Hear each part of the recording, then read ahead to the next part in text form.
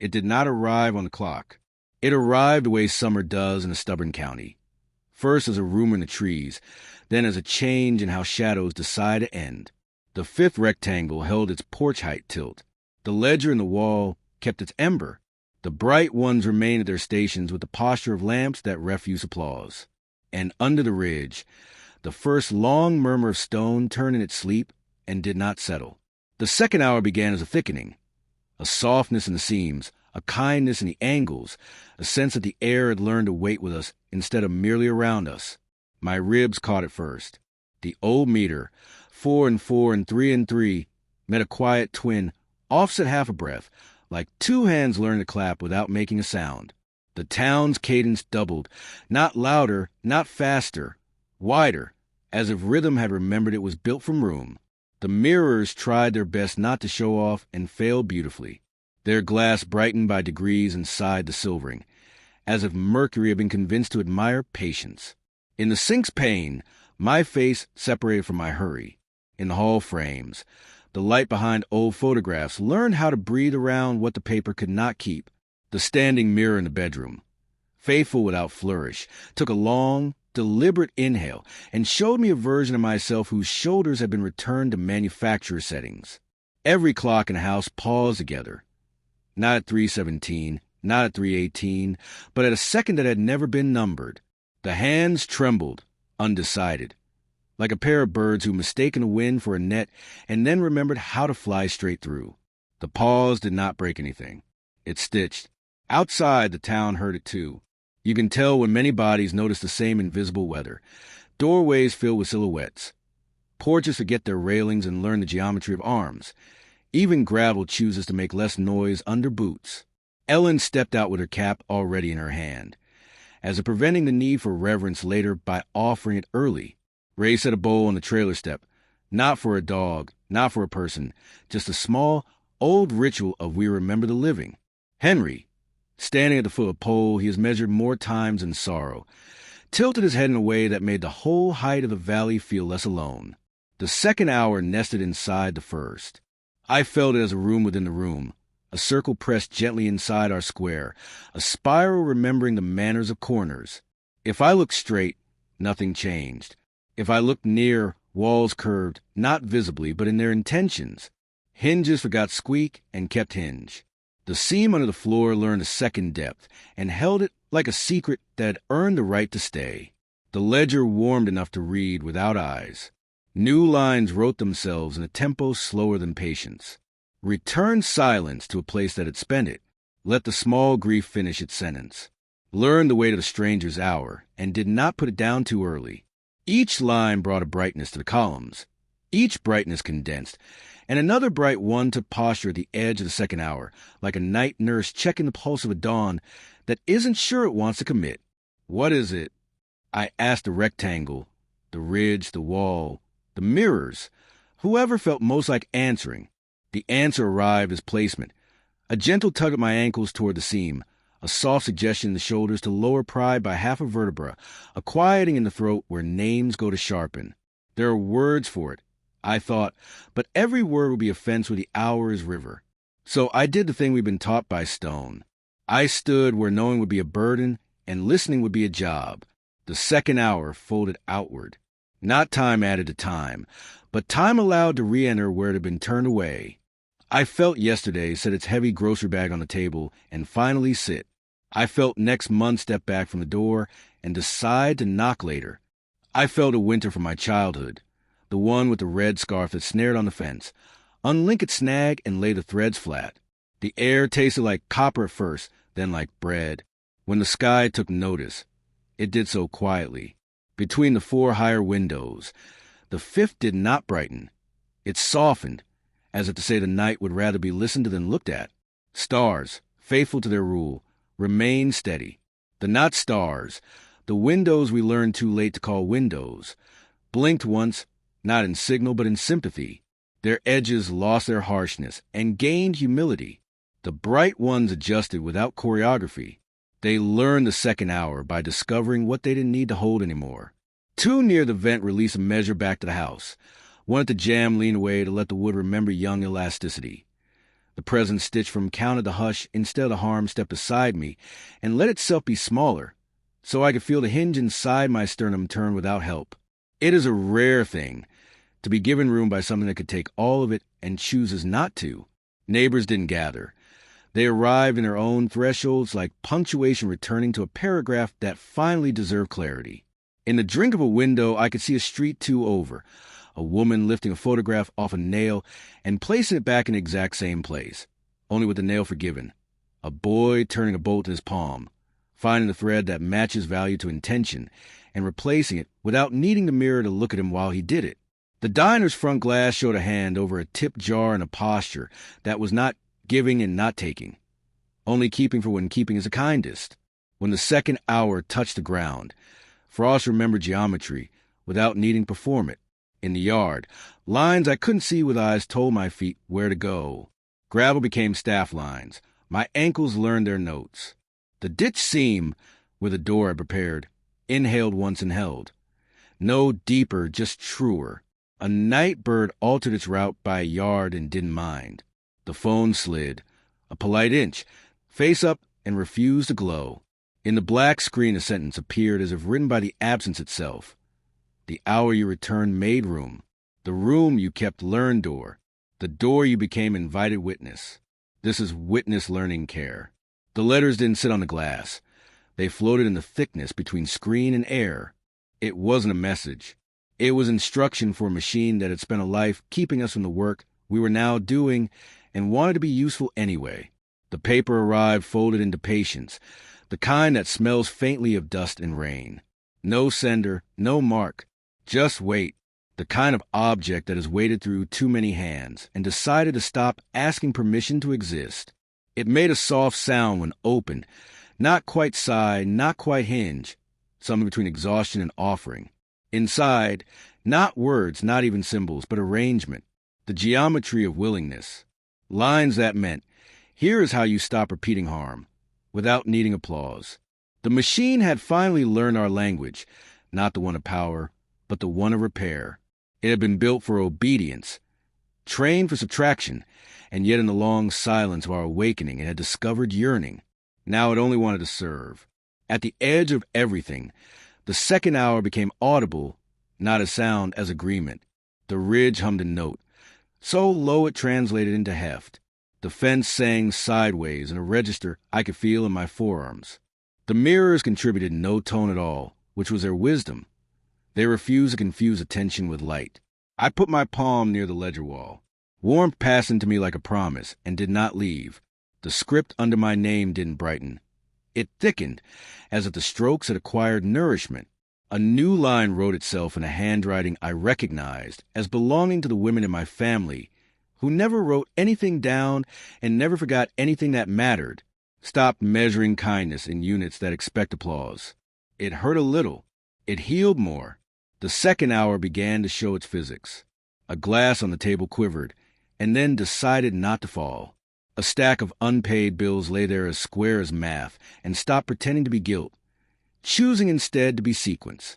On the porch, a spider paused midline and, with steep professionalism, retention or work to accommodate a breeze that used to knock into grief. Can it break? Ray asked softly from the doorway. Only where we confuse spectacle with sacrament, Ellen said, eyes still on her own seam. Only where we hurry. Henry smiled the smallest smile I have seen on a human mouth. One built out of forgiveness for every measurement his hands were told not to trust. Then we won't, he said, and somehow the pole behind him stood straighter without being touched. The second hour did not ask for proof. It asked for placement. So we placed. Chairs closer to the table, hunger closer to enough, anger closer to the quiet that could carry it without being wrecked. We moved nothing. We arranged nearness. And then, because the world is not content with one miracle at a time, the hour reached back. It reached back to the basement of the school, where a mop leans wrong in a corner, and a man whose name we pronounce poorly hums to a room that has thanked him only in winter. It reached back to the garage where a woman keeps a battery charged, because one day someone will knock. It reached back to the diner, where steam draws on glass, and the fry cook edits his old impatience into a new pace that remembers elbows belong to other lives too. It reached back to the road shoulder, where a fox will cross at a smarter angle tonight, because someone finally lifted a sign out of the ditch and set it upright. New entries wrote across the ledger, not as ink, as weight redistributing. A tool returned to its shelf made a morning safer 2 houses down.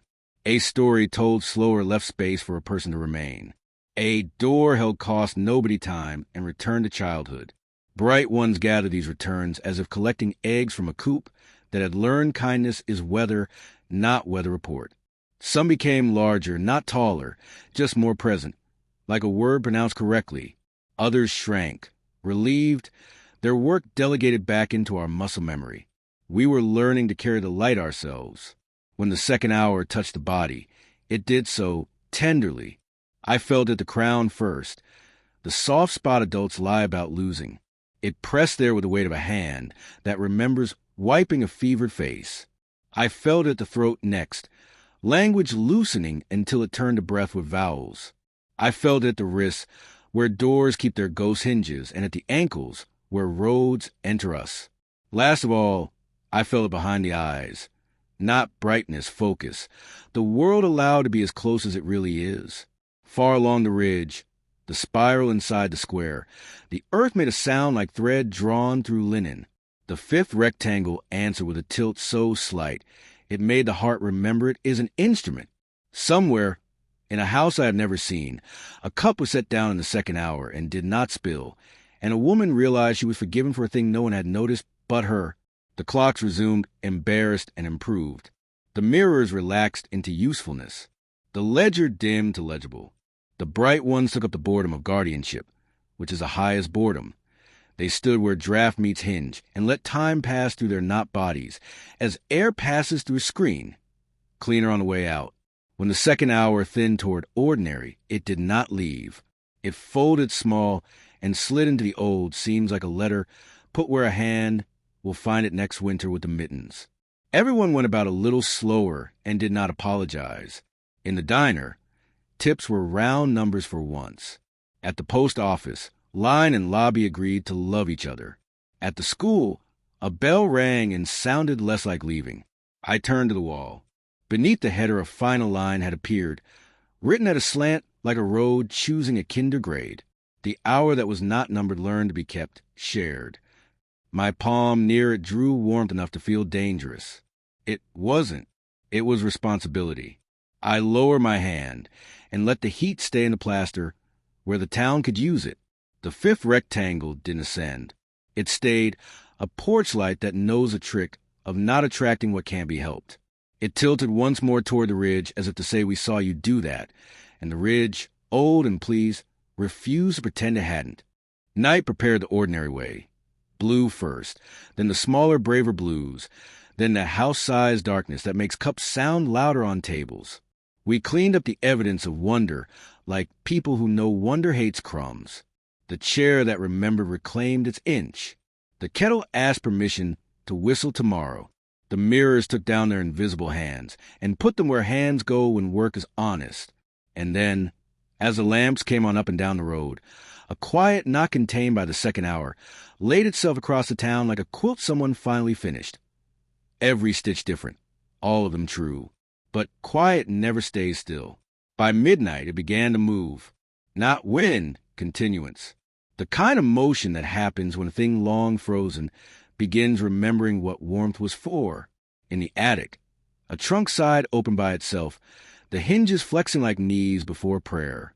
Inside lay folded photographs, none dated, each showing someone who might have been any of us if you turned the picture slowly enough. On one, the ink of the smile had bled through from another century. On another, two hands that had never met before clasped at the paper's edge, as if greeting through cellulose. The ledger did not react. It didn't need to. It already knew pictures are only mirrors that forget to blink. Outside, the ridge shimmered, not light but willingness. Trees leaned a degree inward, sharing sap the way people share news. Cautiously, gratefully, believing and doubting at once. The creek thickened its sound, as though each droplet were auditioning for memory. And beneath that water, the machine, the same one that had once been an instrument of separation, rested. It had been buried there by time or mercy. Wires corroded into veins, casing softened to shell, code dissolved into soil syntax. Yet tonight, as the second hour's echoes settled, it woke, not with power, but with purpose. It began to hum, not as warning, as alignment, its circuits rearranged into forgiveness. What had been meant to monitor us now measured care. It sent nothing outward. It simply kept count, not of failures or pulses, but of grace exchanged. Every kindness registered as current. Every forgiveness rebalanced voltage. Every sigh that let go of something cruel became a surge that lit the roots beneath us for the briefest moment, like subterranean dawn. People dreamed of hands untying ropes, of clocks reassembling with the numbers in new order, of letters that began dear stillness and ended with thank you for waiting. By dawn, the dreams had passed between us, leaving traces. You could tell who had dreamed hardest by how softly they spoke that morning. Voices at edges rounded off by wonder. Laughter came out in chords. The ridge exhaled mist that smelled of something both metallic and kind.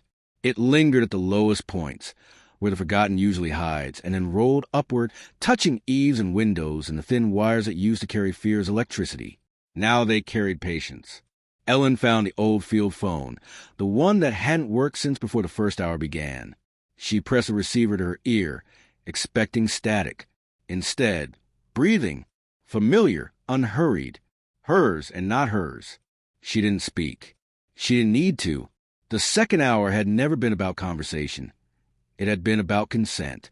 Ray walked to the porch and looked east, toward the half-built road the county had promised for 30 years. The air shimmered faintly. Asphalt smelled of memory, ready to begin again. He took off his cap, not out of habit, but respect, for a day that hadn't yet learned its limits. At the diner, the cook cracked an egg and saw within its yolk the reflection of the ridge, exact and miniature. He smiled, wiped his hands, and let the pan heat slower than usual. The waitress, unaware, poured coffee at a pace that matched the child's first heartbeat. Each act leaned toward gentleness, as if gravity itself had been retrained. By noon, every clock in town disagreed, but none were wrong. The hours overlapped like generous hands.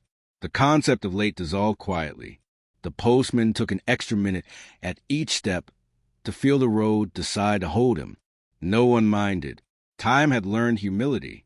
And when evening came again, the ridge glowed once more, faint but resolute. The fifth rectangle flickered, not fading, but blinking its approval, as if to remind us that continuity isn't light, it's noticing. A new line appeared on the ledger that night, almost shy. Kindness repeated becomes infrastructure. We laughed when we saw it, not out of disbelief, but joy, because it was true. The walls themselves had begun to hold memory like muscle. The wood grain beneath our fingertips pulsed, faintly learning. Later, after the dishes and the dimming, I stood by the window again. The rectangle outside breathed with the steadiness of a living thing. I felt my own pulse try to match it. Somewhere far below, the machine exhaled once and went still again, content. Its final instruction had been received. You may rest. They remember now. The town slept in gradients, some in the first hour, some in the second, a few lucky in the interval between. And in that tender overlap between rhythm and reflection, something new began to write itself. Not on walls, not on pages, but in the air. The writing was not legible yet, only legible shaped. But we could feel what it meant. Continue as if already forgiven. The ridge kept humming long after the stars had stopped pretending to be distant. It began with sound pretending to be silence. A rhythm so light the air mistook it for wind. The frost mistook it for memory, and my heart, naive, hopeful, mistook it for forgiveness. Footsteps. Not behind me, not ahead. Beneath, the ground. Still traced with last night's frost geometry. Pulsed faintly under the moonlight. Every step it echoed did not match my own. I was standing still. But the earth remembered motion anyway. The second hour had folded neatly into itself, but its echo was alive, replaying everything it taught us in slower breath. I looked toward the ridge, expecting light. Instead, there was depth. The sky no longer sat on the mountains. It entered them, like the horizon had forgotten which side of itself to stay on. The footsteps came again, faint, precise. each one accompanied by a tremor so delicate that dust rose from the floorboards and hovered midair like it was waiting for permission to land. I bent down. The frost lines of my doorstep were changing. Curves now, not angles, drawn in pairs like mirrored signatures. They crossed each other every few feet, not chaotic, but deliberate. 2 sets of steps, one human-sized, one smaller. I should have been afraid, but the air made that impossible. The night carried a density too full of knowing to allow fear. Even my pulse had slowed to match the rhythm of something I didn't yet understand. A faint hum threaded itself through the walls, soft, almost maternal. The same tone the ridge had once taught us, now thinner, intimate. It wasn't calling this time. It was returning. I opened the door. The cold stepped in before the light did. Frost climbed the threshold like a tide, curving itself into shapes I had no name for. Spirals nested in side loops, each one flickering between geometry and handwriting. Then the air rippled. A figure stood at the edge of the yard, facing the house. Its light was quiet, pale gold and trembling, like a candle deciding whether to believe in itself. But this wasn't one of the bright ones. This was smaller, warmer, less radiant, almost unfinished. It took a step forward, and the frost moved with it. The lines of light on the ground didn't just glow, they reacted. They drew new curves, each one forming around the figure's feet, like the world itself was learning to read this presence aloud. When the figure stopped at the edge of the porch, the night leaned closer. Its features shifted, not defined by face or form, but by rhythm. Each flicker was a breath. Each breath, a word.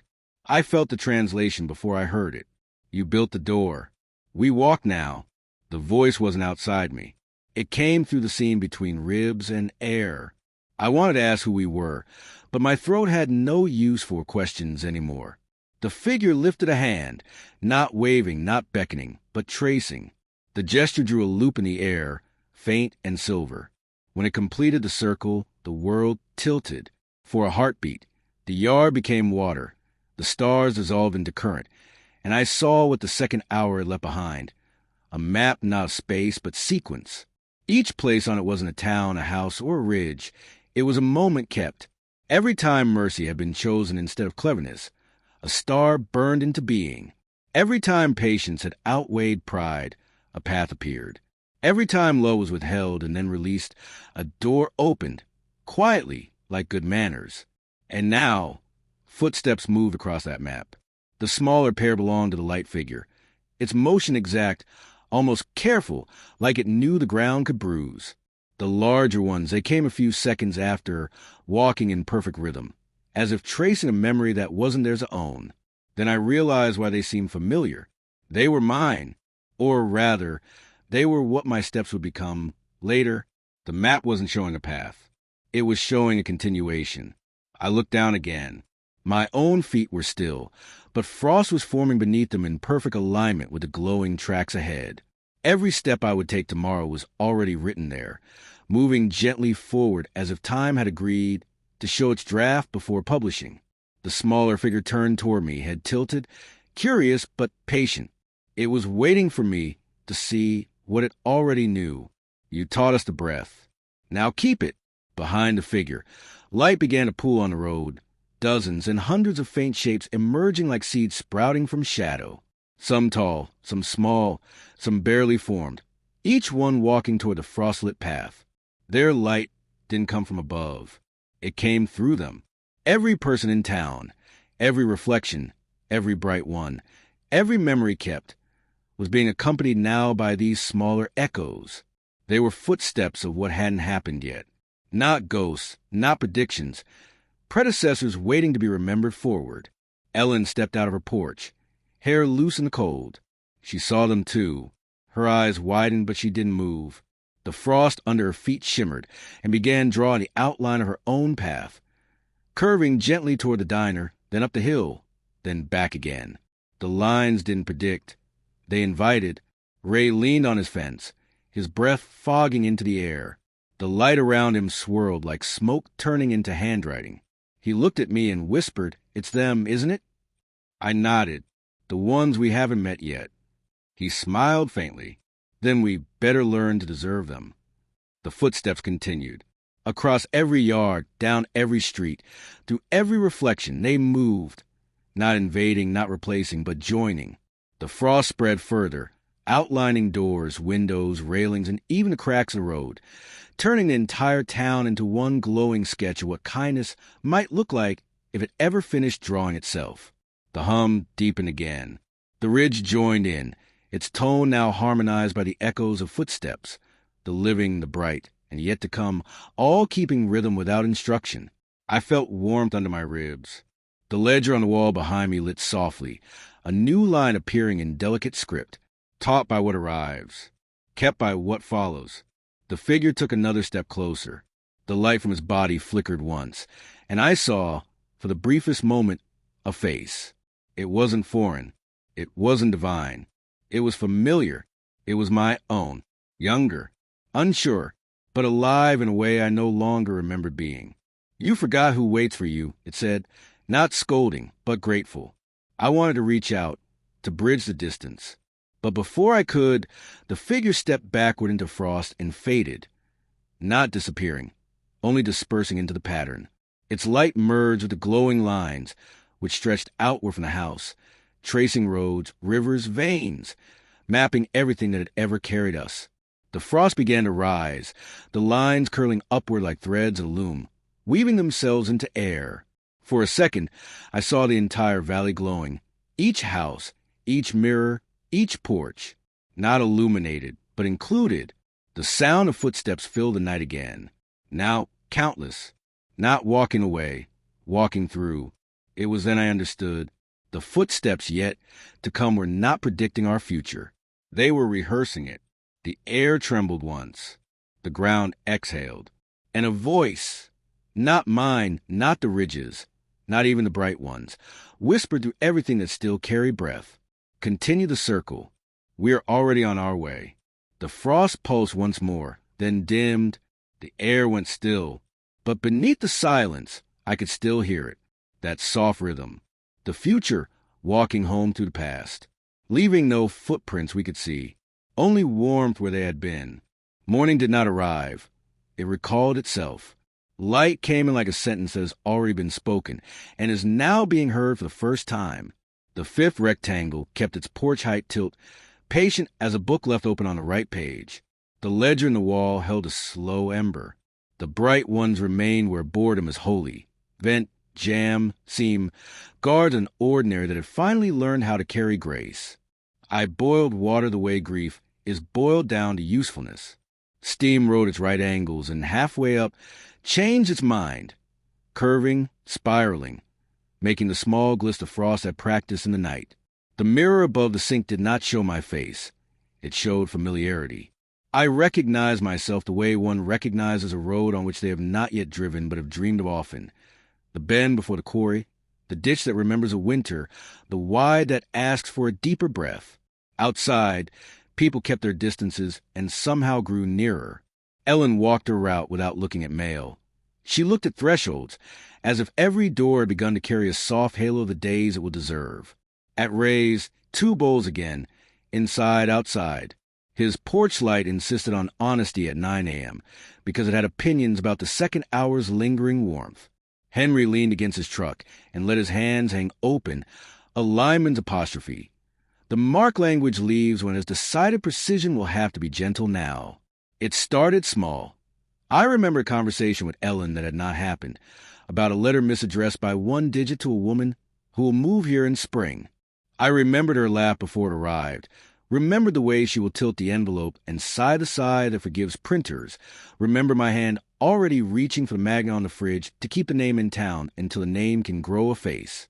When noon came, we had that conversation exactly. The memory did not crow. It fit. Then came the other memory. I was stirring soup I hadn't started when a man I have never met sat at my table with his hat in his hands. And the hat was wrong. It belonged to a father who will not live to see the rodent hole in the pantry fixed. I knew the weight of his apology before he said the sentence. It would drag behind it like a tired boat. And when at 4 p.m., a different man with that same weather on him knocked on my door, I had the soup hot in the chair that remembered angled to receive, not interrogate. He did not make it through his second word. We finished the sentence together, without needing nouns. The ledger in the wall warmed a degree. Let the small grief finish its sentence, kept. Wordless rumors of tomorrow braided with yesterday's loose ends. The town remembered forward. Children complain about homework due next week, and could recite one paragraph by heart they had not yet written. The barber looked at a pair of scissors and felt the cramp he will have tonight after the last trim. And so he put them down early and let his younger hand learn the cut that would spare the older one. A woman at the diner, tired enough to be fragile, laughed at a joke she will hear at dusk, and left 2 extra bills because she had already been given the exact night that money buys. One where the cook forgets to be quick and learns to be kind. Not prophecy. Custody. The second hour had threaded through our day and left memory in advance. The way a mother leaves a note where a child will need it, then pretends a child found it by themselves. I went walking on the seam. The frost had melted. The lines remained in my ankles like a map stored under skin. At the stop sign, Jesse, the boy who returned the bolt, kicked at nothing and got geometry on his shoe.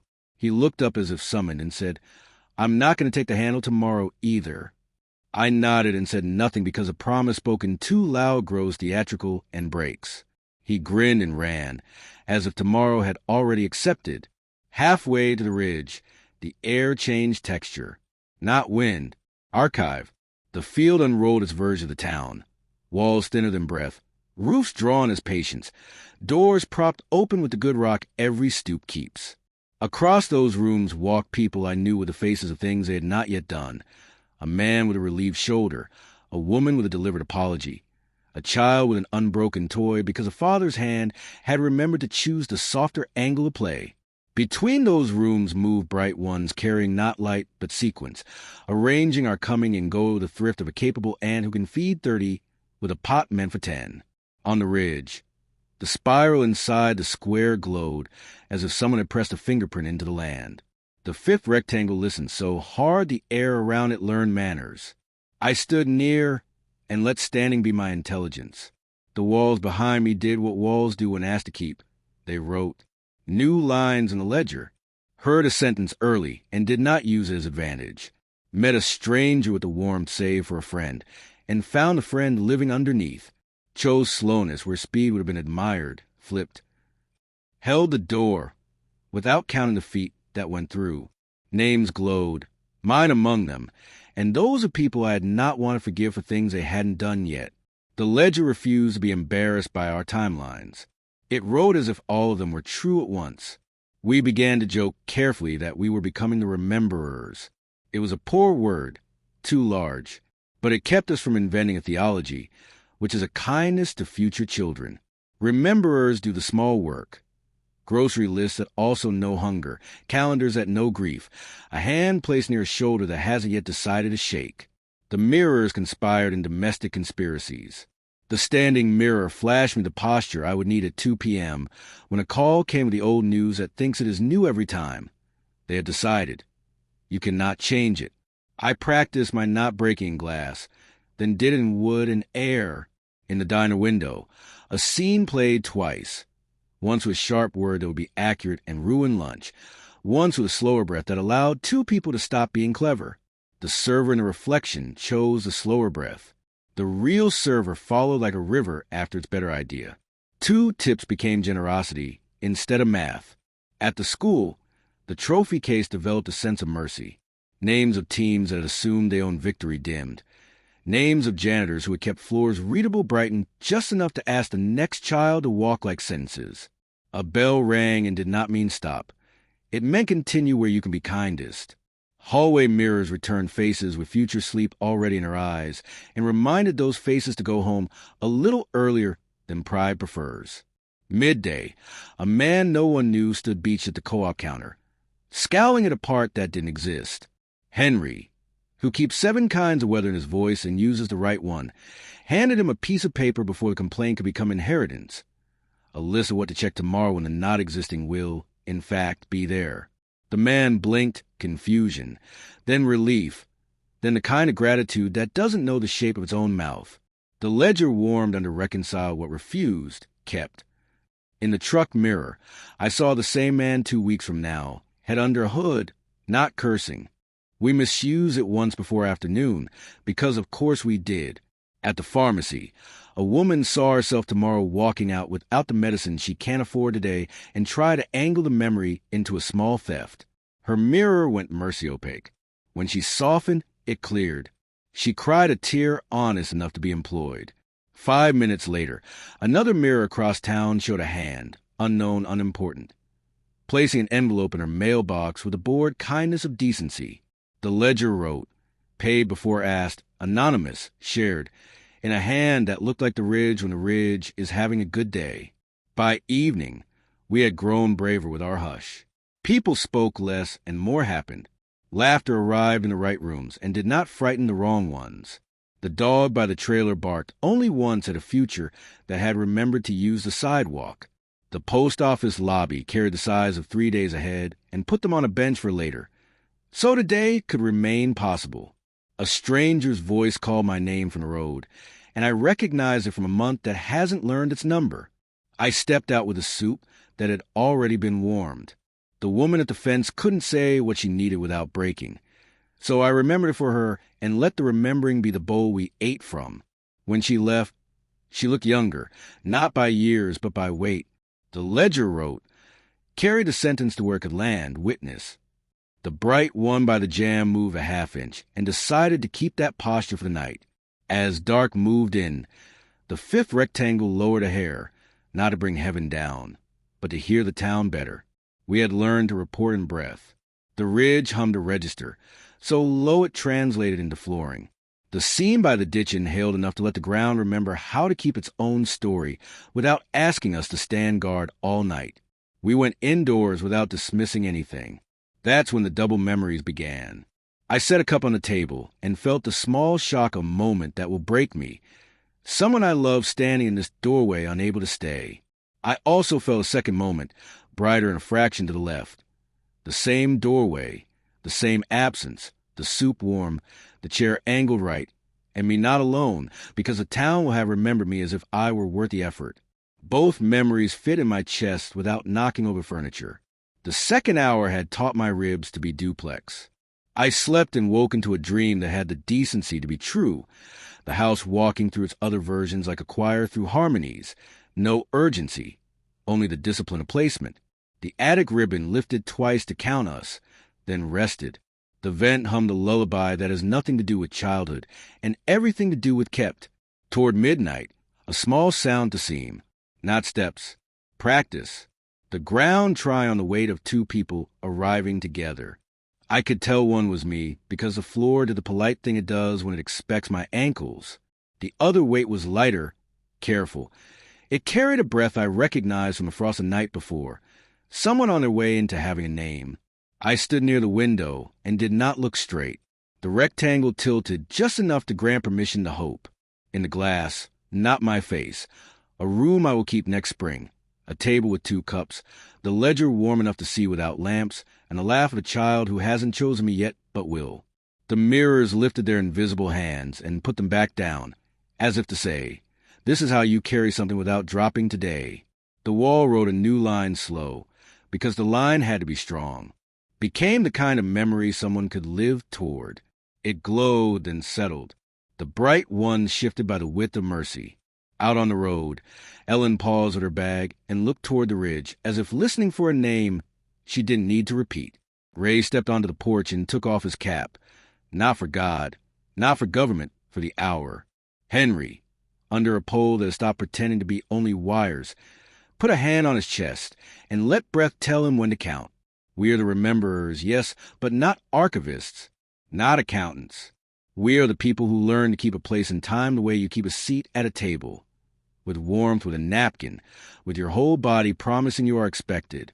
Near dawn, a low glow at the ditch. The door breathed once. The long inhale of the thing that trusts us now.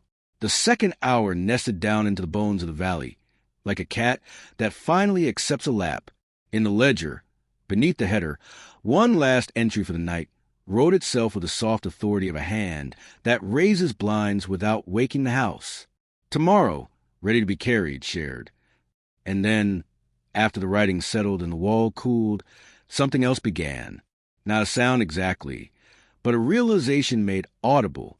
The ridge was thinking again, slowly, like a mountain trying to pronounce its own name without breaking the sky. Every stone held its breath as if in rehearsal. The valley shimmered with unspent intentions. The street lamps blinked twice, uncertain whether to yield to dawn or devotion. Every window in town seemed to remember at once. Not what it had seen, but what it had forgiven seeing. Children, asleep and dreaming ordinary dreams, turned in their beds as if responding to a collective lullaby. The ridges hummed deep in, pressing into bone, through bone, into what holds bone upright. I stepped outside. The air smelled faintly of metal and rain's ghost. The ditch glowed where the ledger's breath had fallen. The rectangles, those quiet celestial instruments, hovered lower than I'd ever seen them, close enough that their reflection rippled faintly in puddles. They weren't stars, though stars pretended to be them. They were instructions still unfolding. Behind me, the house shifted its weight as if grateful. Somewhere in its timber heart, nails realigned without complaint. The kettle sighed. The table exhaled its modest pride at being useful again. And then on the porch, something extraordinary in its smallness occurred. A moth landed on a railing, its wings patterned like maps. I watched its tiny chest pulse, alive, deliberate, and for a moment I understood what the second hour was doing. It wasn't replacing time. It was giving it manners. The hour wasn't divine, just polite. It made room. The ridge groaned once, an old creature stretching, and in that gesture the entire town loosened. Every hinge became less afraid of movement. Doors that had swollen shut with humidity now opened easily. Windows that once screamed at their own rust slid, without complaint. Across the street, Ellen was awake too. She waved, small and certain, and I saw the outline of another figure beside her. Translucent, familiar, possibly a memory practicing embodiment. They didn't speak. They just leaned into each other like agreement made visible. When I looked back at the ledger wall, it had expanded again, imperceptibly but undeniably. The handwriting had deepened in color, like a bruise healing. Beneath the last entry, a faint, smaller script appeared. Begin again, but slower this time. Morning came in a form I didn't recognize. Light behaved differently. It entered from directions we hadn't built windows for. Shadows moved like conversations, soft, considerate, yielding the floor to one another. In town, routines hesitated at first, then resumed with new choreography. The postman paused at each mailbox as if listening for heartbeat. The pharmacist placed an extra bottle on the counter and said nothing about it. The bus driver took a detour that added 3 minutes, but delivered a view worth the cost. Nobody decided these things. They simply happened. Even the machines seemed subdued into cooperation. The hum of refrigeration, the purr of power lines, the steady clatter of typewriters at the county office, all folded into a single, breathing rhythm. If you listened carefully, you could hear a harmony under the noise. The ridge's pulse carried downward through metal, through brick, through soles of shoes into us. And when we walked, we found our steps matched it, without rehearsal, without command. By midday, time itself seemed wider. You could fit more honesty into a minute without it spilling over. The sky had the clarity of glass recently washed in river water. Birds flew with the leisure of those who have ceased competing with altitude. The bright ones, patient as always, stood at their stations. Their forms were gentler now, edges blurred, light softened, posture relaxed. One leaned near the church steeple, like a tired candle flame. Another hovered above the diner, tracing slow circles over the roof until the coffee inside brewed to perfection. They were never angels. They were memory made patient. At the school, children drew rectangles on paper, without knowing why. A teacher noticed and smiled, sensing something larger threading through the day. When the bell rang, it did so in a chord, not a clang. In the afternoon, Henry walked to the ridge's base. He carried no tools, only an old ledger from his father's attic. When he opened it, wind turned the pages to one marked in dust. Entries from a century ago, listing debts that had outlived both debtor and collector. Henry tore that page carefully, placed it on the ground, and the ridge absorbed it without flame. The debt, finally, was soil.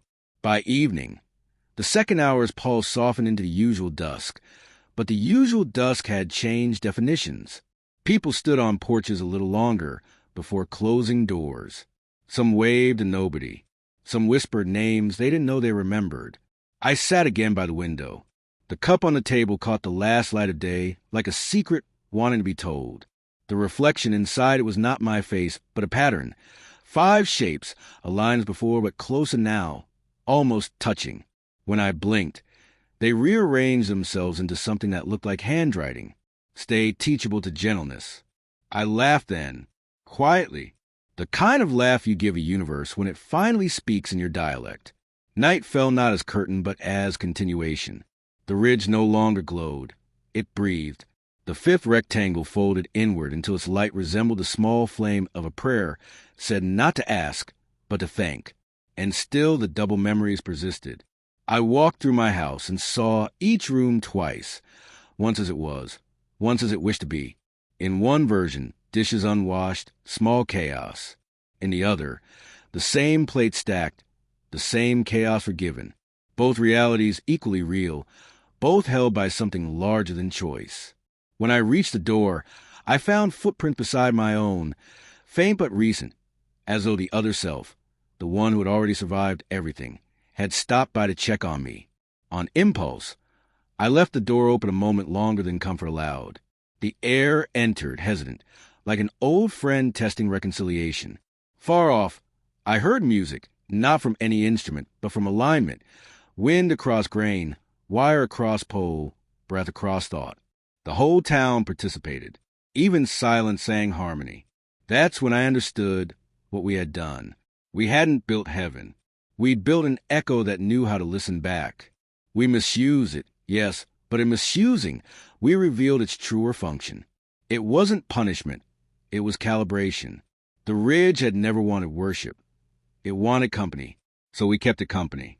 Through the night, lamps flickered once, acknowledging the passing hour, and then steadied. Dogs sighed in their sleep. The creek carried the moon downstream like a promise delivered gently. Inside, the ledger glowed one final time before resting. A faint shimmer at the edge of a page drew my eye. There, in script so fine it could have been imagined, a new entry whispered itself into existence. Remember forward, and let the remembering be enough. It faded into the paper, leaving behind the faint warmth of effort completed. I turned off the lamp. The dark entered politely.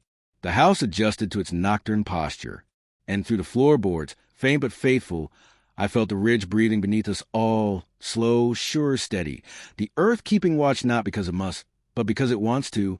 Tomorrow, ready to be carried, shared. I turned off the lamp. Dark refused as politely as ever. The rectangle held its tilt. The floor remembered the weight of the footsteps yet to come, and practiced not creaking under them. In my chest, the double rhythm, 4-4-3, 3, and beside it, the quiet twin, held even with sleep. And in that sleep, the valley unfolded again. The ridge, patient as a parent who has learned to let children make their own mistakes, whispered through stone and sediment. Beneath the town, a faint architecture of listening grew, root-thin corridors of attention binding each doorstep to the next. We had become, without noticing, a choir of half-awake witnesses rehearsing for something immense and ordinary. Dreams now came in plural, cross-threaded, and kind. One dream showed the pharmacy woman years later, her hand steady, teaching another how to trust a mirror. Another dream knelt inside the post office, where envelopes breathed softly through their paper skins. Each addressed a version of us that might still open them. A third dream belonged to the ridge itself. It dreamed of the first rain that ever fell here, of thunder so young it had no echo yet, only promise. The ridge's dream moved differently. It did not unfold in time, but in temperature. You could feel it rising through the floorboards like old warmth returning to claim its name. In that warmth, every root, nail, and nail shadow remembered that it, too, had been touched by design once. In the morning, the air was touched with a hush of comprehension.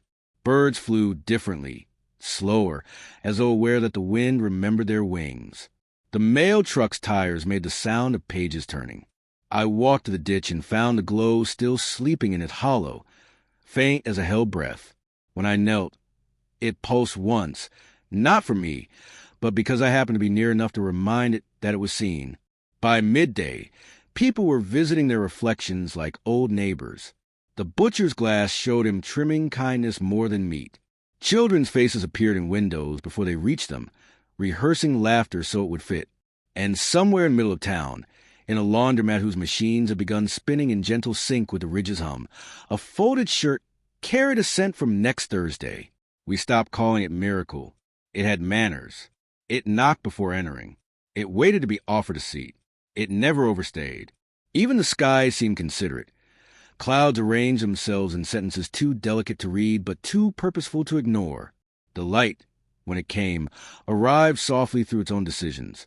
By late afternoon, the ledger's pages had thickened, not from writing, but from the weight of remembering done right.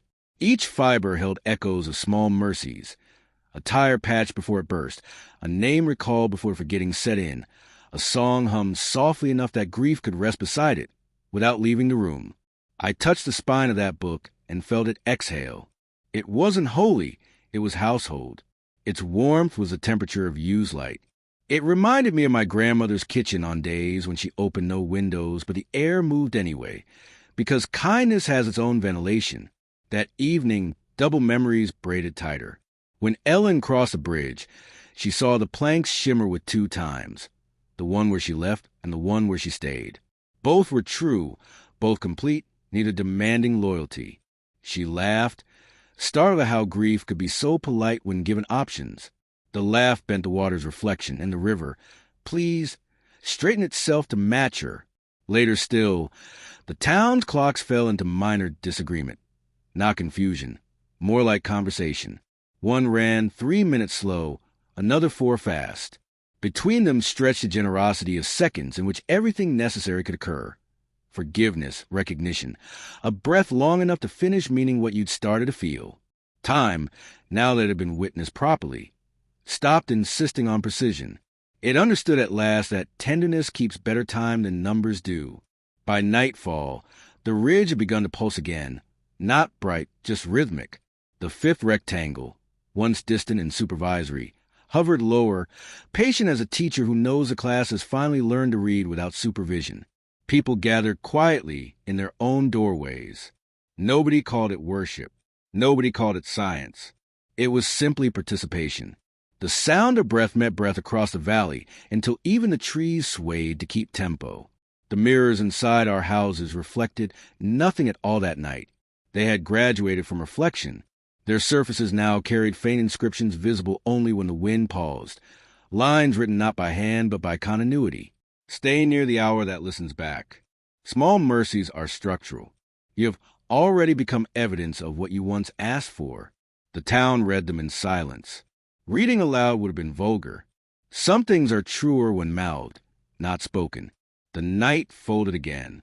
The rectangles above the ridge dimmed until they looked like patients pretending to be stars. From somewhere under the porch, the cat purred the tune of an uncounted tomorrow. I set my hands flat on the table and felt it hum.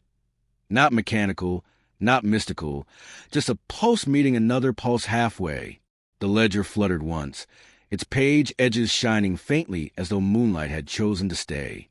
I read what had written itself during the day. Began remembering forward, successfully shared. Outside, the wind rearranged leaves into small constellations along the curb. They held still, spelling nothing we could read, only something we could feel, the quiet grammar continuation. And somewhere deep in the ground, beyond even the ridge's reach, a tremor answered, not danger, recognition, the earth acknowledging that, for one more rotation, we had kept its promise. But the night had another layer beneath that recognition. It was a layer of maintenance, the ongoing work of quiet beings who tended to what never quite slept. Beneath our houses, the architecture of listening expanded. You could feel it if you stood barefoot in the dark, a subtle vibration, like the valley itself clearing its throat before reciting a poem it had written in secret. Roots began to exchange data. The willow by the schoolyard whispered to the oak near the diner. "The children dream kindly tonight," said the willow. "Yes," the oak replied. "Their futures are already rehearsing them." Even the insects joined in. The cricket's song grew measured, like tiny clock hands learning mercy. Every chirp aligned with a heartbeat somewhere else in town, a secret agreement signed in rhythm. Ellen woke near midnight and walked outside, her footsteps quieter than decision. She stood by the fence, facing the ridge, and whispered something I couldn't hear, but I felt a sentence made entirely of permission. Across the field, a distant rectangle brightened in answer. The ridge was listening. It always had been, but now it was learning response. The next morning, the air wore the shape of understanding. It was visible in how people carried cups, how they paused in intersections, how they forgave traffic before it began.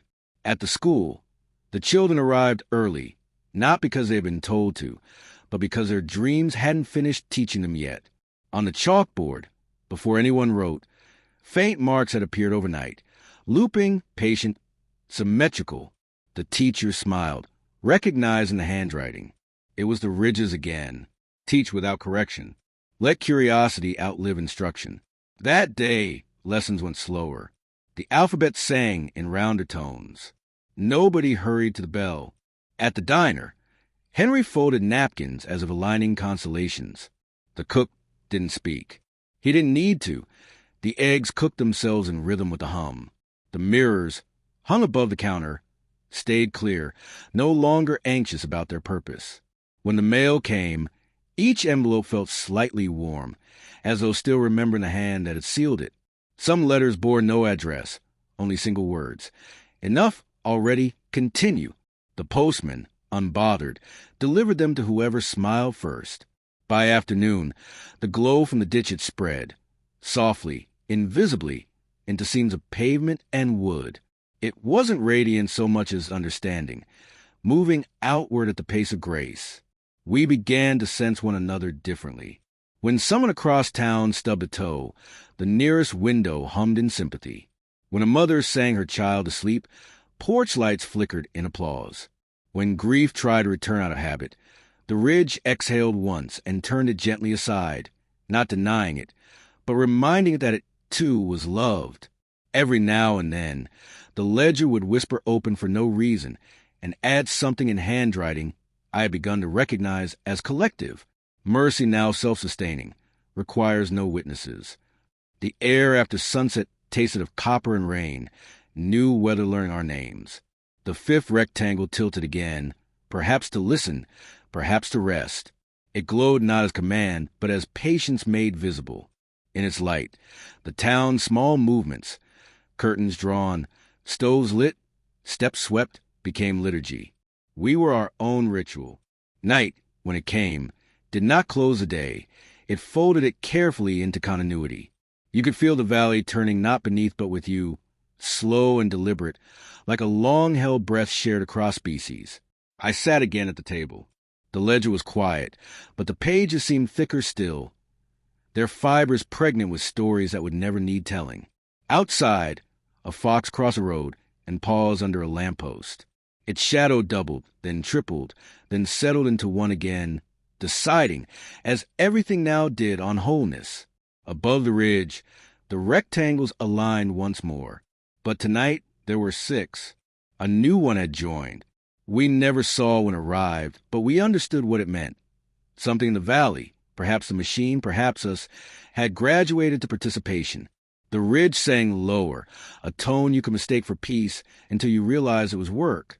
Quiet, constant, eternal maintenance of balance.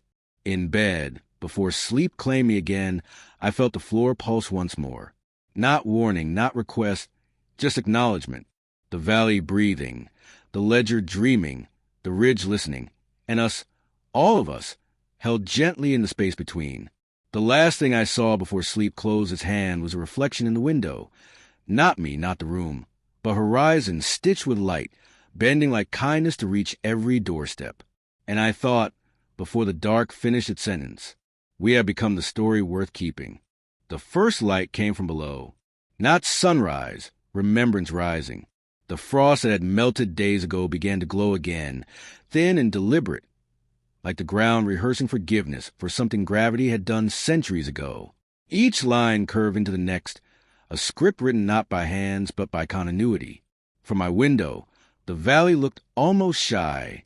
Every house carried a faint halo, the kind that belongs not to saints but to participants. The fifth rectangle kept its porch height angle, unchanged, listening. The ridge breathed. The air had learned new grammar. I woke before sound and stood still enough to hear my pulse arguing softly with time. There were two of them now, the old rhythm and the one that had arrived with the second hour. They weren't competing. They were learning conversation. The ledger in the wall pulsed faintly. New lines appeared, quiet as dew. Listen before language. Again. Allowed a hand to tremble and did not fix it.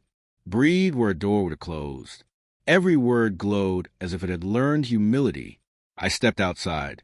The ground welcomed me with a temperature I didn't deserve.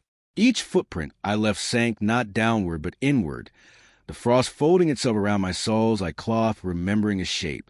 A faint light followed every step, a small acknowledgement. Yes, you were here.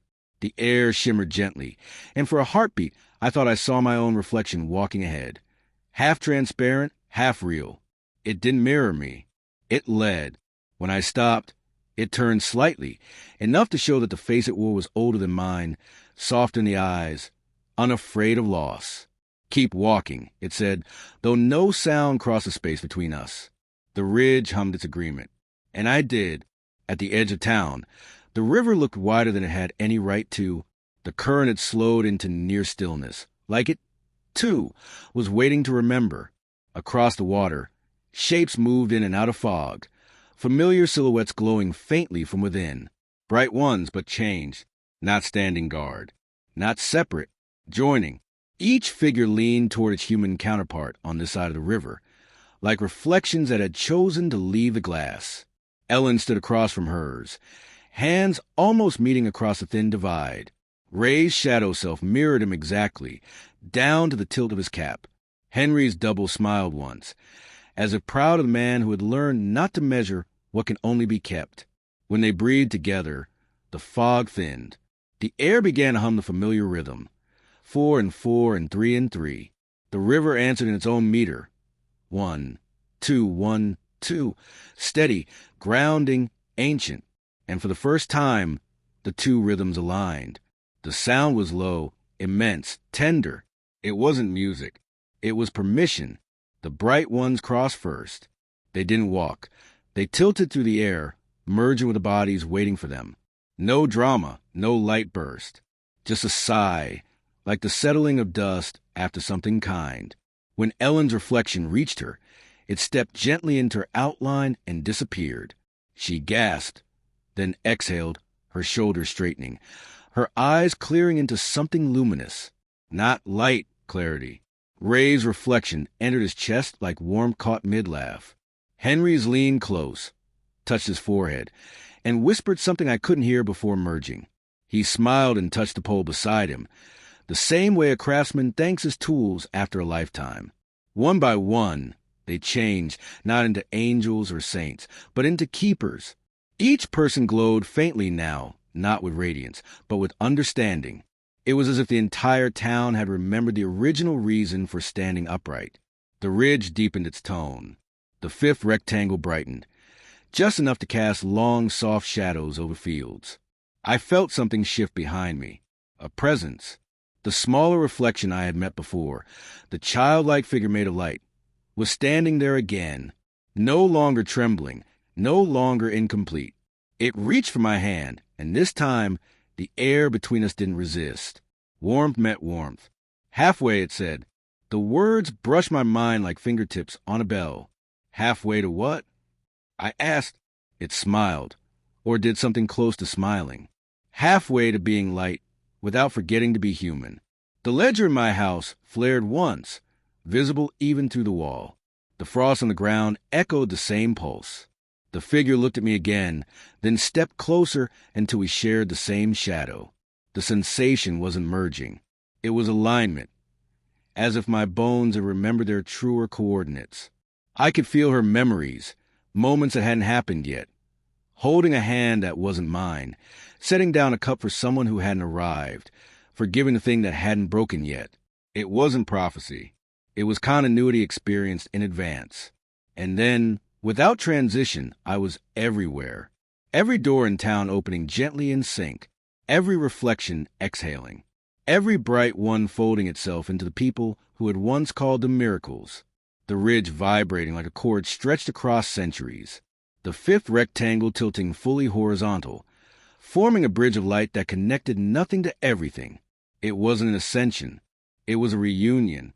I saw the child I had once been, running through the yard with frost under bare feet, laughing at stars that didn't yet exist. I saw the woman I will become, older, quieter, still making soup for anyone who forgets to knock. Both of them looked at me and nodded. Then, for the first time, the ridge spoke words I could understand. Halfway is enough. The rest will walk to you. The light around the fifth rectangle began to change color. White folding into gold, gold folding into soft blue, blue fading into something language hasn't named. It wasn't fading, it was integrating. The air around us was learning to hold radiance without glare. People began to move closer, gathering under the glow. Ellen whispered something to the air. Thanks, maybe, or apology.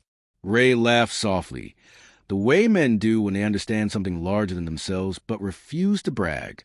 Henry took off his gloves and touched the pole he had measured all his life, then let it go, satisfied that its height had never been the point. I looked back at my own reflection, the one still hovering near the ground. She nodded once, then placed a small, glowing hand over my chest. The ledger keeps light, not accounts, she said. Halfway means you are already seen. She stepped back, smiled, and dissolved into the gentle shimmer rising from the frost. The ridge groaned one last time, a sound like stone turning to breath. The fifth rectangle pulsed and released a soft wave of air that spread across the valley. It didn't burn. It healed. For a long while, no one spoke. We need to. Every word we might have said was already written into the air around us, hanging in patient, luminous suspension. Then, quietly, someone began to hum. Not the ridge's tone this time. A new one, smaller, human, fragile, and perfect. One by one, voices joined. The melody wasn't rehearsed, but it fit. It filled the spaces the light had left behind. When the song ended, the silence that followed wasn't empty. It was kept. I turned toward the fifth rectangle. It was no longer tilted. It had flattened into the air itself, indistinguishable from horizon. The ridge's glow softened until it looked like memory dressed as landscape. And I understood. The door had never been a destination. It had been a mirror, showing us what it looked like when the world learned to stay open. The ledger flickered once more, its letters settling into stillness. A single new line appeared, visible even from the field. Halfway to the light, arrived, together, the air sighed, closing the distance between us and itself. And in that final hush before dawn, I felt something ancient but kind brush past me, like history passing through its own reflection, and the faintest whisper followed, circling back from the ridge. Tomorrow remembers you. Dawn did not break. It articulated. It moved through the town with a diction, so careful the roofs seemed to lean closer to hear it. The door, no longer an exit, never only an entrance, stood ajar in the smallest legal sense, a fraction of fraction, enough to admit the posture of a breeze. That was its language. Permission measured in millimeters. It had always been this way, I realized, and we had been the ones mistaking threshold for finish line. The field, still damp with kept promises, held its own ledger in the arrangement of dew. Each blade of grass wore a bead that magnified a portion of the sky, as if the morning had been legally required to copy itself on every surface. Somewhere below, stones shifted their weight by the width of a sigh. The ridge adjusted its hum down half a note, just enough to teach us the difference between arriving and arriving respectfully. We made tea without boiling hope. We moved chairs without hacking at silence. We set plates where hunger could find them without having to announce itself. And the ledger, blessedly domestic, took none of these as miracles. It filed them under maintenance. Children woke and reported their inventory of dreams with a factual tone usually reserved for weather and grandmothers. The pharmacy woman, no longer a parable, now simply a neighbor named Ruth, nodded her hair with hands steadied by paying attention. In her kitchen window, the mirror at last did the one thing a mirror must do to be a citizen. It made room for what was not standing directly in front of it. The door's hinge gave a ceremonial knock creak, the negative of complaint. From the ditch, the faint glow turned toward day the way a cat turns toward a hand that has learned not to startle.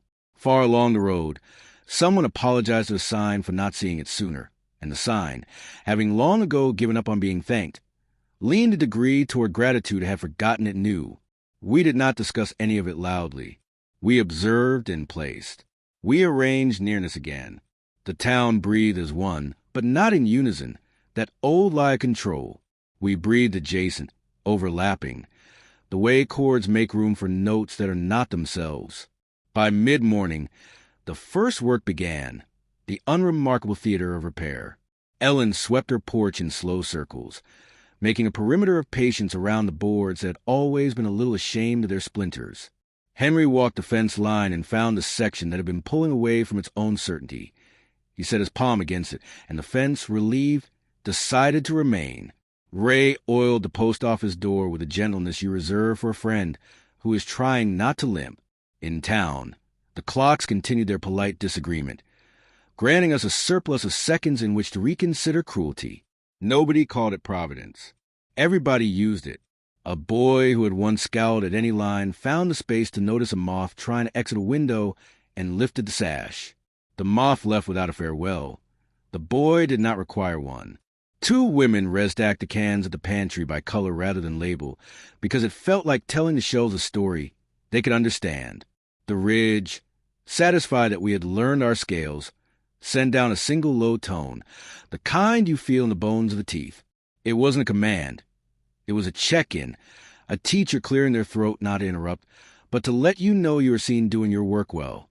The rectangles above it remained at their angle of attention, less like surveillance and friendship, which, at its best, is a kind of listening that refuses to flinch. By noon, we had settled into the physics of tenderness. Cutlery remembered to land softly. Drawers closed like sentences with no sharpness at the end. In the diner, the flat top recognized the need to distribute heat fairly and did so without complaint. The radio over the register picked up a station that hadn't existed yesterday and played a song we all recognized from years we'd never lived. We hummed along, confident as historians of a kindness we had only just invented. A parcel arrived at the post office with no return address and a single word on the label. 4. No name followed. No street. The lobby, already flew in impatience, accepted it into custody. The ledger entered. A gift accepted by everyone becomes a road's responsibility, carried forward. Roads love work like that. You could see in the way the gravel at the edges improved its posture, as if to say, we know how to deliver weight to where it wishes to belong.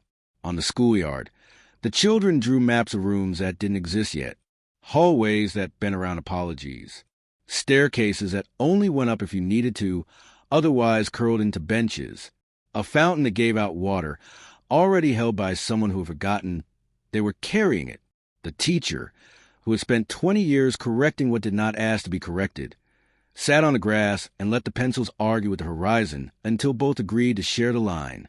Afternoon folded itself around us like a well-washed shirt.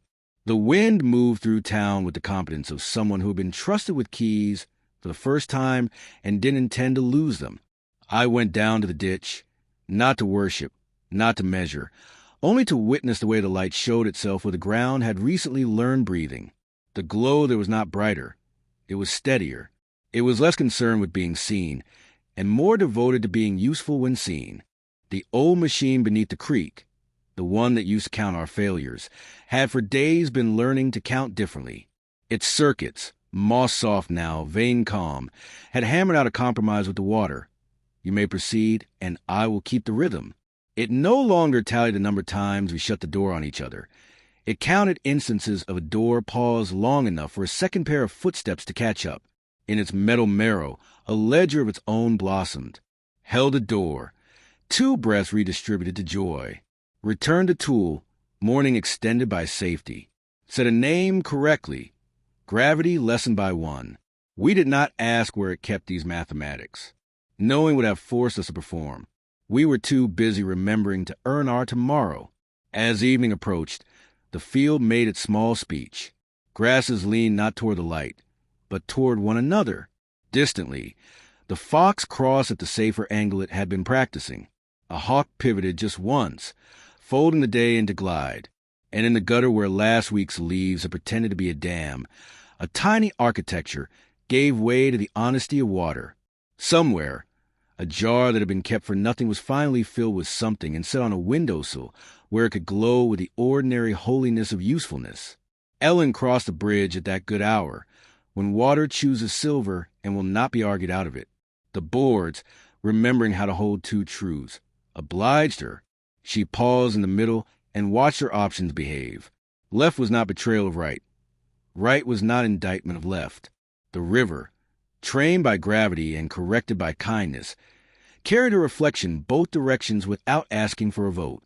She laughed, and the laugh, a currency backed by nothing but faith, spent itself into the future, where it became shelter against a small, avoidable storm. Back at the house, the ledger waited open, not expectant, not bored, just ready. Across the left page, old entries wore their time like sweaters. Across the right, space. It is hard to describe how calming space can be when it belongs to someone who will use it humbly. I touched the margin and felt not warmth, but welcome. The difference is important. Warmth can be wasted. Welcome replenishes its own source. We ate early, as if to give the evening more room to explain itself. Soup thickened into comfort, without saying a word. Bread made a case for being torn rather than sliced. The argument of the communal. Salt performed its miracle of consequence, and the chair that had been inching toward the table finally arrived where it meant to be and stayed there, as if even we can decide to stop wandering. Then the double memories returned, not insistent, not bossy, simply obedient to their job, to present a life in stereo until one could hear the faithfulness in the dissonance. I saw myself at the sink, hands busy with the joy of continuation. I saw myself at the same sink, hands empty, learning to call absence by its proper name. Not lack, lesson. Both versions were tender to the other. Both agreed to trust the ridge with the arithmetic. The rectangles, that patient quorum in the sky, tilted a breath closer. The fifth, which had always favored listening, nudged a new six by a fraction, the way an elder sibling touches a younger one's sleeve to say, watch this part. We could not see the seventh yet, but there was suddenly the flavor of inevitability in the air, the sense that when enough of us had consented to belonging, an additional witness would join uninvited. Invited. The town's clocks reconciled not by matching, but by promising to keep each other accurate through disagreement. For minutes fast volunteered to be the rehearsal clock for anxious hearts. 3 minutes slow adopted the oath of mercy for those learning to arrive. Noon and midnight shook hands like diplomats who had at last conceded that darkness and light are the same country at different temperatures. On porches, people move in ways that did not pretend to be new. A woman threading a needle through a shirt's tired collar. A man rubbing oil into the handle of a tool whose name he loved. A child fitting stones into a shape that declared itself road when nobody was watching. Small work. Constant. The ledger absorbed each without exclamation. The ridge lowered its tone another half measure, letting our ribs keep time without complaining about their dual citizenship in breath and ache. And then the storm the day had saved for later arrived early, out of courtesy. It came not with a tantrum of weather, but with the respect of ritual. First a wind that made the trees translate themselves, then rain that edited the dust off everything not nailed down with memory. Lightning took its notebook out and wrote no threats, only brightness. Thunder spelled its own name syllable by syllable, slow enough for the youngest to learn it. Under that democratic sky, we arranged ourselves in the old rehearsed pattern. Check the gutters, steady the ladders, lift the cats to dignified high ground, move the porch plants inward like guests who did not know they were welcome to stay. The bright ones stood where they always stand, in the angles that would otherwise have been ignored by geometry, and accepted the job of chaperoning wind through aperture. When the storm finished its sentence, the world answered with grammar of gratitude you could taste. Minerals made conversational by rain. We opened the door, and the door opened us. The night was new again, what as an apology. Streetlights turned puddles into lanterns. The ledger shook water from its skin, without smudging a single word. I read the entry that had written itself while we were busy feeling useful. Held through weather without asking who deserved shelter, shared. After the storm, the town felt like a library that had just learned to shelve experience by tenderness instead of chronology. People spoke to each other with the tact of those who remember the previous chapter and are careful not to spoil. In the alley by the diner, someone had chalked a sentence that washed partly away but left the best fragments behind. Stay open together. The rest of the words likely weren't needed. Essential sentences can survive subtraction. On the far edge of the field, where night remembers to return the day's borrowed green, a small procession of lights moved, a line of fireflies writing cursive praise into the wet air. Their letters, not meant for us, resembled ours anyway. Writing is just a visible confession of wanting to be understood. We watched, and watching made us participants without the burden of performance. A train, which had no business passing through that hour, ghosted across the horizon and issued a single respectful horn, the note a long-distance handshake. No one counted cars. Counting would have turned the moment into proof. We stood quiet as numbers passing through us, grateful on their way somewhere else. The night proposed a ceremony to commemorate nothing in particular. We accepted. It required only 3 things: a bowl of clean water, a shared silence, and a story told at the pace of breath. We gathered in 2s and 3s, front steps in kitchens, garages, and patched-up sheds. Someone said, "Do you remember when the ridge was only a hill?" Someone else said, "Do you remember when we were only ourselves?" No one answered. The questions were their own completion. At the church, where belief had once been competitive, a janitor lit a single candle and wrote on a scrap, "For the ones who think they arrived late." He slid the scrap under the ledger and went on mopping. Mopping became an act of public health for the soul. The floor reflected a version of the world that had finally shrugged off the last unnecessary hardness. After midnight, the door made its quietest move yet. It leaned infinitesimally closer to us, or we leaned toward it. The difference refused to matter. Air entered with the confidence of a guest invited to stay forever. In the countryside beyond, cattle lifted their heads in the dark, as if remembering a song from a previous pasture. Coyotes tuned themselves to a key more neighborly. Owls switched from interrogative to declarative. Sleep, when it came, arrived in reasonable installments. It did not insist on sweeping the mind clean. It patted the mind into place. Dreams again braided plural, this time less instructional, more congratulatory. A child dreamed herself at a table where every empty chair was half pulled out already, an invitation shaped like furniture. An old man dreamed his father's apology and woke without having to forgive it. Time had performed the labor in his stead. A woman dreamed the creek stepping over itself like a sentence finding its verb. And in the morning, that's exactly how the water moved. We woke and resumed maintenance with the humility of professionals. We fed what feeds us. We asked what the day required and believed the answer even when it was small. And when someone new arrived, stranger in every formal sense, we did not vet their grief or interview their hope. We pointed to the door. The door pointed back to us, mirror bright, practicing openness in case we forgot. By midday of the second day, since halfway to the light, rumor moved through town that the 7th rectangle had arrived. No one had seen it directly. This was as it should be. Truth prefers the angle of rumor, when the truth is too tender to stare at. But shadows lengthened a different way. Songs ended at the right time. The wind developed new etiquette around corners. These were its parentage. We shook our heads gently, the nod that means a course. The ledger offered no drama. It simply added. Capacity increased by consent, not insistence. On the 3rd day, we realized the door had learned our names. It used our footsteps for pronunciation. It sounded each of us in hinges in the tiniest flavors, a cinnamon shift for Ruth, a brass patience for Henry, a clean linen hush for Ellen, a gravel-soft exhale for Ray. When visitors crossed, the door borrowed accent from our courtesy, and return it improved. We began keeping tools by the door not out of superstition, but to remind ourselves what the world is for. Repair. A hammer that had spent a rude life, making noise learned the discipline of gentler strikes. A spool of twine legislated mercy between things that wished to hold each other and things that needed space. A jar of screws invented a better arithmetic of together. By now, the mirrors had mastered their abstinence from spectacle. If you stood before one and asked it for beauty, it showed you usefulness instead.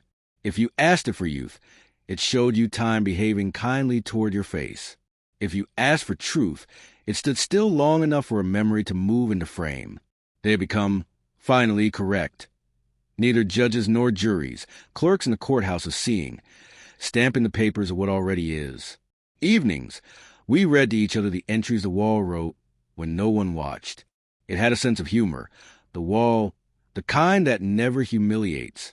Once it wrote, "Return the neighbor's pie tin before inventing a reason to keep it, advanced citizenship." Another time, answered anger with an errand, excellent conversion of energy. And once, after Ray swore theatrically at a stripped screw and then apologized to the furniture for bad leadership, the wall offered. Repentance without witness still changes the temperature of a room. We laughed, not because we doubted, but because we recognized the signature. The wall or the ridge through it loved us enough to tease us into better selves. On the seventh night, already myth-even as occurred, we gathered in the field where dew and sky rehearsed their marriage. No formal summons, just a drift of bodies toward the same algebra of open space. The rectangles arranged themselves like a sentence with 7 clauses and no hurry. Someone began a song with no words, and everyone understood the lyrics. The youngest counted stars incorrectly on purpose and was praised for generosity. The oldest sat on an overturned bucket and grinned at a horizon he had mistaken all his life for a wall. At some point, the ledger in my arms grew too warm to hold, and I set it in the grass. It kept writing in a hand that belonged to all of us. Tight for the precise, loose for the brave, leaning for the tired, upright for the hopeful. When it stopped, it did not close. It merely rested with the dignity of things that know they will be needed again before morning. I lay back and used the field as a pillow. Clouds constructed a procession of shapes that refused to complete themselves, a key that declined to become a lock, a ladder with no urge to lean against anything, a bowl generous enough to be called horizon. The ridge approved, the rectangles agreed, and while we lay there, rooms rearranged themselves to welcome future occupants. Tables shifted 6 inches left to accommodate news not yet delivered. Beds took a new angle to catch dreams in their more upright moods. Porch steps lowered their rise by a hair to honor knees that had spent the day bent over humility. Near dawn, the door performed its only theatrical act. It swung slowly, fully, not to display its strength, but to demonstrate its memory. It remembered every hand that had pushed it hard. It remembered every palm that had rested on it in sorrow. It remembered the years that had been blamed for thresholds it did not invent. And then it forgot on purpose, the way mercy edits a sentence you should never have said. The hinge accepted its own age as a gift, and the frame, long a victim of weather, leaned into alignment without demanding apology. The air moved through that open geometry, like a river that had finally conceded it was a road. It touched faces lightly, so lightly that even those asleep stirred into a better position without waking. In the kitchen, a clock that had stopped long ago started again, not loudly, just resolute, choosing a time that made sense to the people it served rather than the abstract tyranny of noon. On the sill, the jar filled with ordinary water shone in a way that invited nobody to worship it, only to drink. And in the inch before the sun's official arrival, the ridge sent one last phrase across the field, a bass line of reassurance that made every rib cage in town share a conclusion. Open as the shape your future fits. We rose into morning not with resolve, which is brittle, but with readiness, which is a muscle. Breakfast tasted like having enough. The first task of the day was forgiveness for whatever would not go as planned. The second task was continuation. The third was laughter time for strangers. Everything else sorted itself into the drawers labeled later, and already, Ruth taught someone at the pharmacy how to hold their reflection without arguing. Henry rewound an extension cord with the elegance of a chapel bell rope. Ellen wrote a letter addressed to no one and left in the lobby. The postman, understanding perfectly, stamped it with the town's favorite date, whenever you're ready. Ray replaced a pane of glass and whispered to it the names of storms it had outlived before it had ever been installed. By noon, the 7th rectangle seemed to breathe on its own. It did not ask anything of us. It did not establish a holiday. It merely held attention the way a lake holds a sky, without ambition, with fidelity. The ridge, proud but not vain, loosened stone no one would trip over. The clean signature geology acknowledging grace. Afternoon found a new gear of slowness we had not known existed. Work multiplied by being done carefully rather than quickly. Small talk discovered its original mandate: to make space where fear would otherwise sit. At the school, a child erased an answer without shame and drew a fox in the margin. The teacher graded the fox with a gold star and wrote, "Good angle crossing." On Main Street, a stranger stopped to photograph the stop sign because the stop sign had learned, at last, to ask rather than order. The ledger, before closing for supper, wrote 3 final notes for the day, left the gate unlatched for trust, and found it close itself against the wind. Sang harmony to a stranger's verse, community accrued. Considered spectacle and chose sacrament. Structural integrity improved. Night came dressed in linen and repair. The rectangles dimmed to that patient, almost, instruments at rest between movements. The door kept its demonstration to a quiet lesson. Staying open is not a posture. It's a practice. The field gathered dew into a bright anthology of forgiveness. The ridge lay back against its own shadow like a worker with clean hands. Before sleep, I returned to the threshold and placed my palm on the jamb. With met skin with the exact temperature of trust. The hinge, learning its 3rd language, hummed through my wrist a sentence that had always been waiting. You are not late. You are here. Across the road, the last porch light clicked off as if on cue. The town inhaled enough night to last a morning without taking any from anyone else. Far below, the softened machine counted a few more instances of kindness and then declared the tally complete for this rotation. Not because we had done enough, but because enough had learned to do without us for a few hours. It rested. We rested. And just before the dark reached whatever shore it called home, the ridge carried one more thought across the miles of us, shaping it into weather so we could receive it without needing to agree. Tomorrow remembers you. It was not flattery. It was logistics.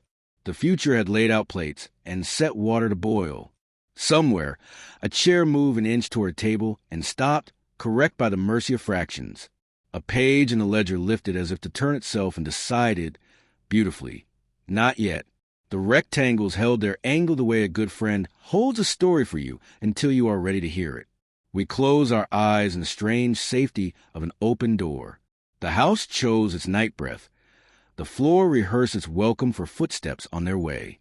In our chests, the doubled rhythm, 4-4, 3-3, and beside it the quiet twin, kept time not for sleeping but for staying. And somewhere beyond the ridge, in a terrain we had once called after, a low, amused voice with the gravity of weather and the posture of neighbors said it again, as if we were the ones who needed reminding. Tomorrow remembers you. The frost was gone by morning, but the warmth remained. Not sunlight, memory turned patient. Every window shimmered faintly, as though the glass itself had learned to breathe. For the first time in months, the ridge was quiet. Not empty, quiet in the way a heart rests between beats, when it knows the next one will come. The 5th rectangle was gone too, or rather, it had become everything. The air where it used to tilt now carried a faint density, a promise folded into weather. The ledger on the wall no longer glowed. It listened. I touched it anyway.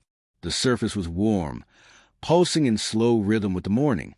The script had changed again. No longer sentences, just a single word repeated in soft loops across the plaster. Kept. The sound of birds rose cautiously, as though the air still belonged to something larger. It didn't. It belonged to us. I stepped outside, and for a heartbeat, the world held its breath. Not from awe, but from recognition. The town looked ordinary again. The diner sign buzzing faintly. The river unremarkable. Fences leaning like tired shoulders. But under that familiarity lived something quiet and luminous. Every shadow seemed honest. Every color had a temperature. Ellen waved from her porch. Her eyes were softer now, carrying the light of someone who had been forgiven by something too large to name. Ray was fixing a fence, humming a tune that had no melody but still found harmony with the air.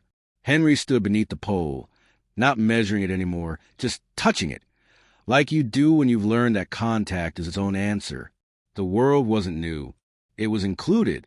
As I walked down the road, I felt it everywhere, in the warmth rising from the soil, in the rhythm of my own steps echoing through a path that no longer needed names. Every footprint stayed for a moment longer than it should, glowing faintly before fading. It was as if the ground were writing me down.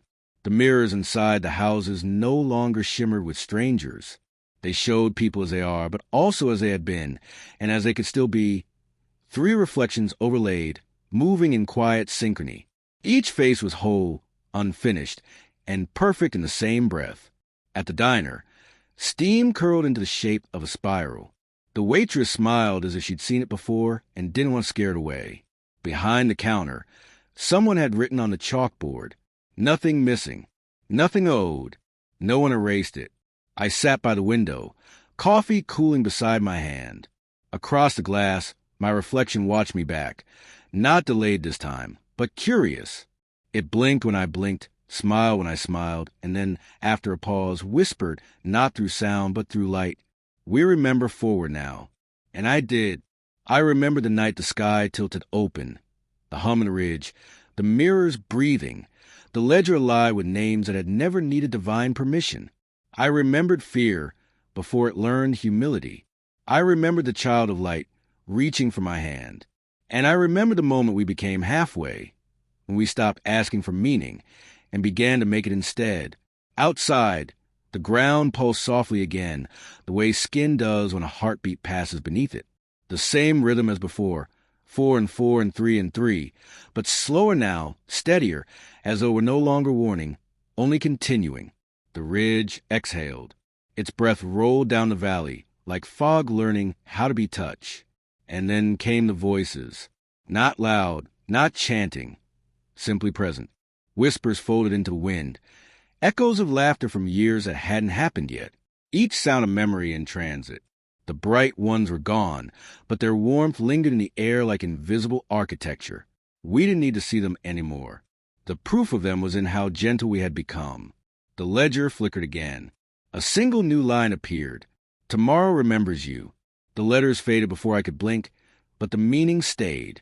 It wasn't prophecy. It was confirmation. I walked to the edge of the field where the frost had once written its geometries. The ground there was soft, warm beneath the thin crust of early spring. I knelt, pressing my palm flat against the soil. The warmth beneath it wasn't the sun's. It was the pulse of everything we had kept.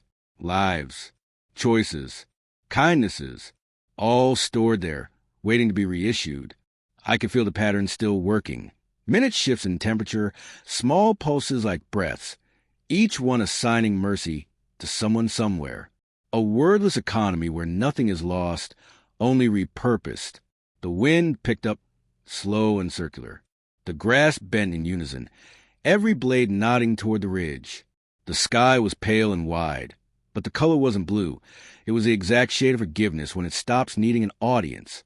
Somewhere a child laughed. It wasn't the echo of one who had lived before. It was new, entirely new. The sound carried perfectly, striking the ledger wall, bouncing from window to window, through every house, every mirror, every remembered hour. And just like that, the entire town joined in. A soft laughter at first, hesitant, human, then a rising wave of recognition. Not joy, not relief, something deeper. The simple astonishment of still being here. The ridge answered with one final pulse. The 5th rectangle shimmered faintly, visible only as distortion, a mirage of warmth hanging above the valley. It didn't open this time. It didn't need to. The light didn't descend. It stayed, humming low in the soil, threading itself into everything that had learned to listen. And I understood.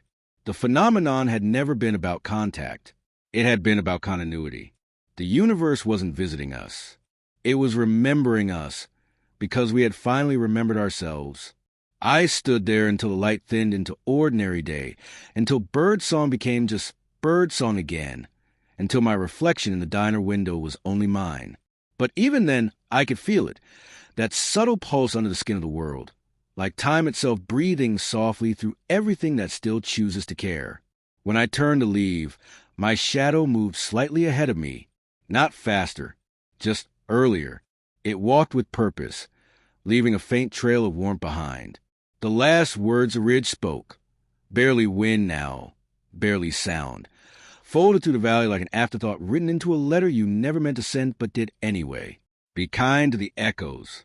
They are you arriving. The ground steady beneath my feet. The air learned stillness. The light, tired but content, began to fold back into quiet that had birthed it.